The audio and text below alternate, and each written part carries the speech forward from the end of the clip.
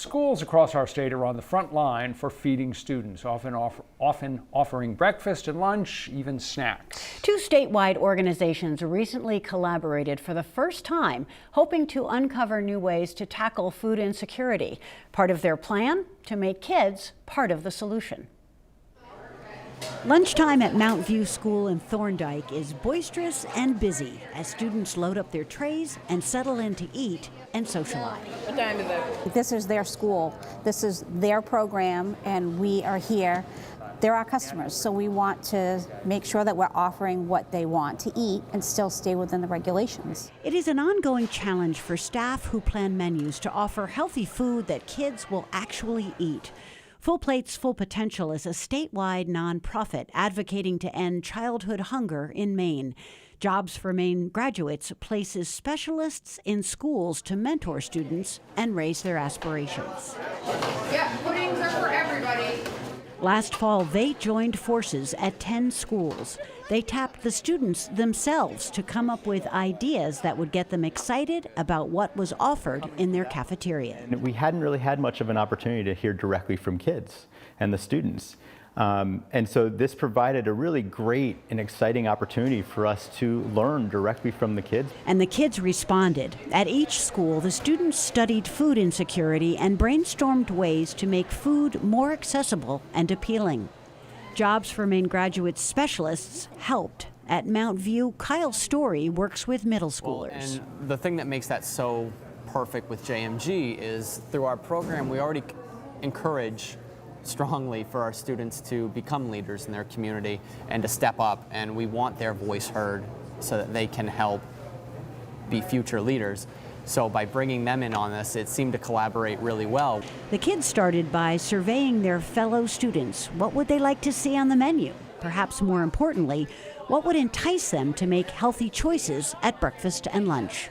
Some students don't find the food appealing sometimes just because the options are very limited most of the time. 8th grader Emma Hurd was part of the team of students at Mount View who tackled this project. At her school, the students wanted the option of making their own sandwiches at a sandwich bar. I think that's going to make them eat more.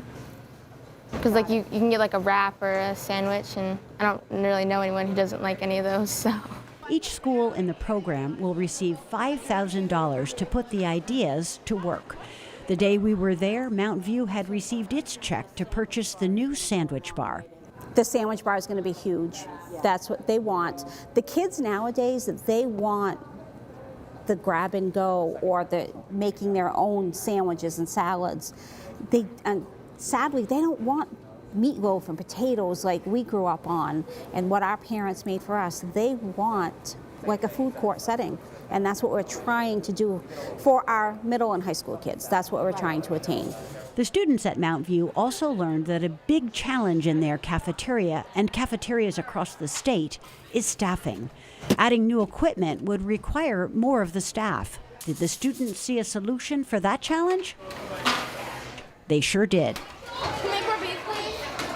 It quickly became clear that if students volunteered to help serve at lunch, the cafeteria staff could spend their time prepping for the next day and staffing something like that new sandwich bar.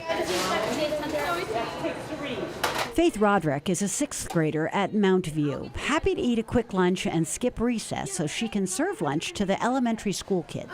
Well, it looks like we're having carrots and potatoes with some ham. And this is A lunch, and for B lunch we're having pretzels, sunflower seeds, and a yogurt.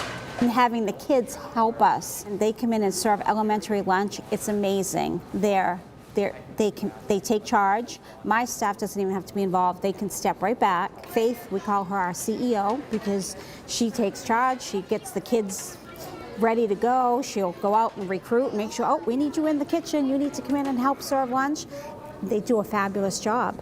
I was having kind of a bad day. A lot of things were going on.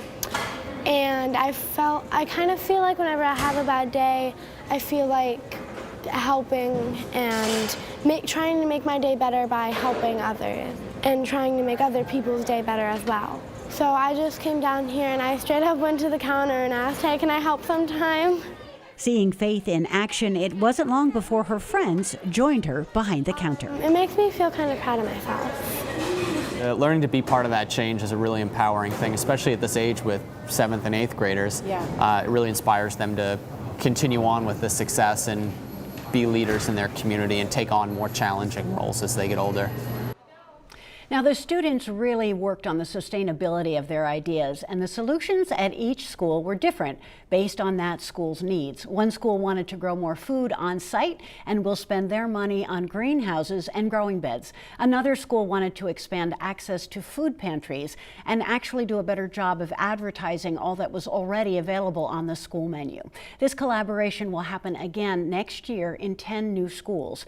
And as always, we'll have more information in the 207 section of our website and our app. The girl we heard from at the end, Faith. Yes. It's evident why they call her the CEO.